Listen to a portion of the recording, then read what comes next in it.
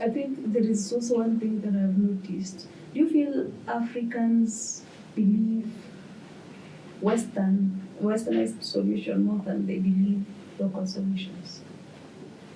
Like someone will subscribe to something out there, but not locally, not for us here. Yes, I would say yes. We have that sort of a bias towards what is coming from the West as being more superior than what is a local solution or a locally driven company. But it has also I look at it also as an opportunity for us to look at it as founders or as African business people to be able to put a case to our people that actually I can meet that same like I can deliver the same solution that is just the same as what they are doing and even better actually. 100%. You cannot match them or outmatch them at a given time. Yes. Because actually of late I've noticed that we are exporting a lot of skilled labor out there. Like so many people are working in Europe, in the US, they're just coming from Africa. Yeah? And those people there trust our solutions. They trust our intellect. But now when it comes to an African, it becomes an issue. Yes, you're right about what that. What can you tell our people now? Because we Africans and we want to make this a business and we want to make people create solutions more, innovate more. How can you advise your friend, your relative, someone out there about tech? What I can tell a business owner right now, or someone who is using a solution right now, is that technology has sort of leveled the ground for everyone. That anything produced in Africa, in Asia, in Europe, there are sort of standards that govern those developments. So someone creating a solution in Kenya today and someone creating a solution in America, they are both at the same level and they can deliver the same solution. So nothing really limits our people from delivering the best, and we are equal to the task. And we've seen so many solutions that are coming out of Africa. We've seen M-Pesa, that is actually a trailblazer. We've seen so many other solutions that are coming out of this space that really tells us that we are equal to the task and we can match or outmatch any other. Yes. They should really, really believe that also Africa is brilliant. Africa is, yes, we are black. We are brilliant. And yes, we have solutions that are world class. Now, let me ask you, at Magtech Solutions, someone who is watching us today who really want to know, what do you specifically offer? Yes. Like, what do you deal with? Now, sell Magtech Solutions to our audience. If I was to sell Magtech Solution, I'll put it this way. We are a one-stop IT solution provider. We enable businesses to move to the cloud. We enable businesses to protect the infrastructure. We enable businesses to be able to also operate their business within one source of truth, that is an ERP. So basically what we do that with a managed service concept where we manage your IT resources all under one roof. So our riding thing or our promise is we let you concentrate on your business, focus on your core business, while we focus on your technology. So you give us your technology, we focus on it, you run your business. That's our promise. And we've done it over the 20 years. So we have the experience. Wow. We have, yes. So it looks like the business was started early, before even the registration was done. No. We're in Africa. Africa is our business. We are telling African stories. Yes. Latest reports say that AI is killing jobs. Yeah. On the other hand, experts say that if we skill up we can create more digital jobs. What is your take on that? Awesome question. I think that is one of the greatest or one of the toughest questions that people are asking now, or one of the growing areas that people need answers to. Mm-hmm. But I would like to phrase it this way. When I started my company, mm-hmm. or when I started my journey of IT, before I answer that question, mm-hmm. First there was the millennium bug in the year 2000. Mm-hmm. And people felt that at that time computers will take away their jobs. Yeah. All right?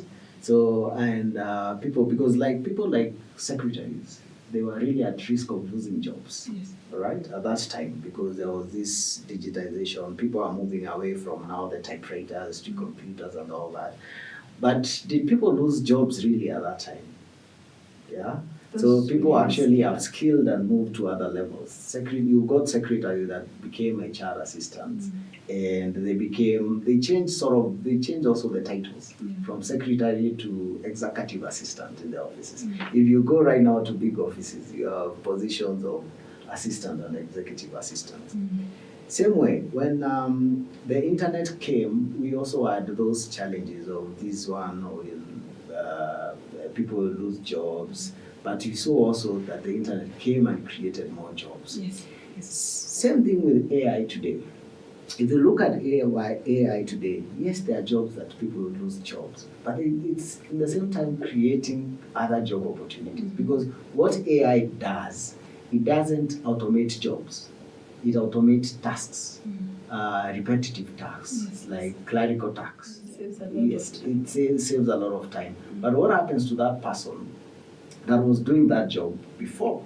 They upskill, they move up the ladder. Someone who was just doing data entry, they are able now to be able to make decisions. They are able to look at that data. Someone who was like, for instance, compiling a report is now able to look at that report and decide on that report. So they're empowered more.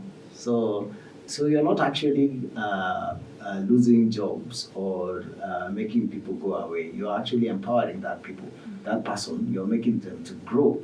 So AI is an opportunity for people to grow and become better. Now, before we go to the next one, there's this debate. Someone is watching there and is wondering, I was working in a certain post, for example. Like, let's talk about graphic designers. You are somewhere, you are creating the graphics for people, so they pay. And then you create the graphic, you send to them, that's it. I'm talking this from experience. Yes. I know. I've seen it. I've actually seen it flying even on social media. And people, Today, someone will just go to an app, an application of ChatGPT, an AI solution or an AI tool. Just key in the information. The information will just, after keying the information, the system will generate maybe a flyer, a banner, a business card, something, a mock-up of something for them. Now, if that graphic designer is listening to you now, what would you tell them? What I will tell them, it's very simple, because I've seen that conversation on social media a couple of times. What I will tell them today is that if you look at that graphic that is generated by the AI platforms, and if you look at the original graphic work by a designer, you'll see actually that the one generated by AI, people are saying it's boring because it's becoming monotonous. If you put now the human bit of it, it becomes more pronounced, much better, and more impactful. So it's up to that designer to actually own their skills and more with the use of AI to make a better output. So let AI be the co-pilot, and then you work with it together, and then you can produce a better output than the one produced with AI. So you don't let AI be the one that is showing you the way, but rather just being an helper. So that's the way to look at it. You show it the way, basically. Yes. You upscale some more. You just put your your human bit of your skills on it and all that. So you're able to produce a better output than you could when you did it alone. But with the help of the AI, you could produce a better output. Yeah, so that's the way to look at it. So basically, embrace artificial intelligence. Yeah, embrace it. Now, as we wind this up, I would really want to request you to take an opportunity to advise my 13-year-old self. Because when I was growing up, I was a bit exposed to computers when I was a bit young, actually in high school.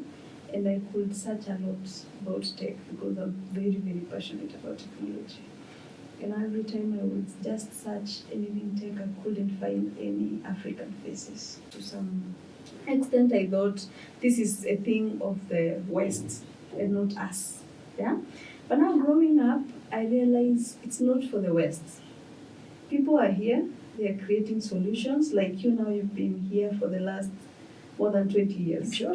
Yeah? But now, the internet or the social media does not really give us justice. The visibility is not as it is to the other countries. Just basically because maybe media outlets just focus on Asia, Canada, and big countries, big continents with big media. But now here we are. There is that 13-year-old me now. I want to advise that child, because now they are thinking you do not exist, or tech founders do not exist in Africa. Yes. They maybe would want to be like you when they grow up, but they can't do that because they can't see.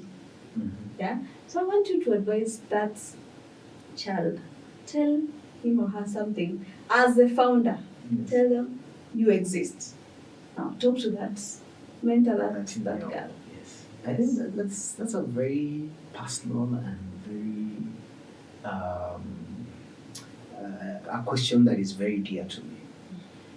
Because yes, because when I look at Africans and Africa today, I see a great opportunity that this technology has brought to us.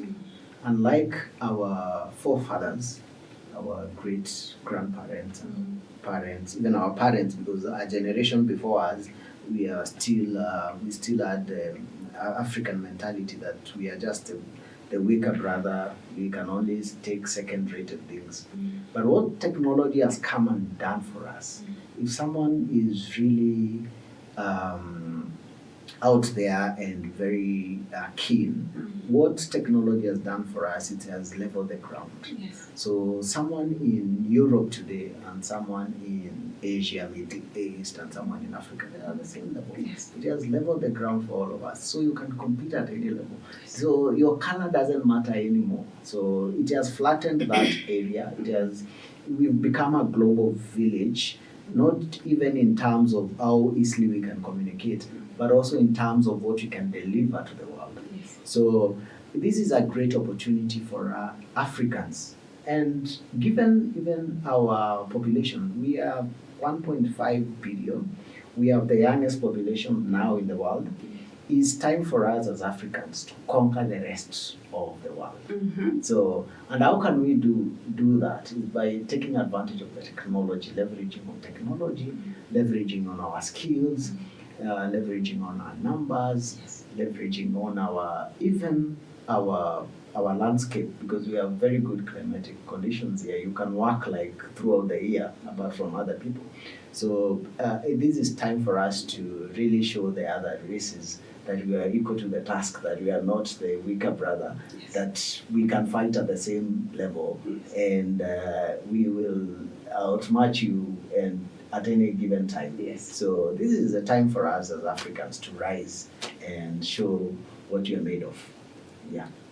Yes, and ladies and gentlemen, Africa is creating solutions, and we believe every time that Africa is coding the future. And if Africa is coding the future, Africa must tell its story. We're seated here, we're telling the African story in the African way. Ladies and gentlemen, we are winding up on the Builders Podcast, and today we were joined by the Magtech Solutions team, Mr. Murithi Magiri. Yeah, pure African names.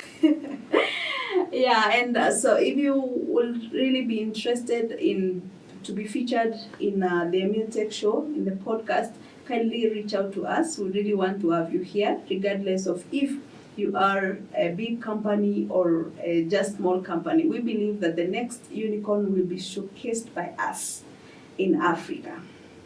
Yeah, as always, remember, this is the EmilTech show, and if Africa is building the future, Africa must tell its story.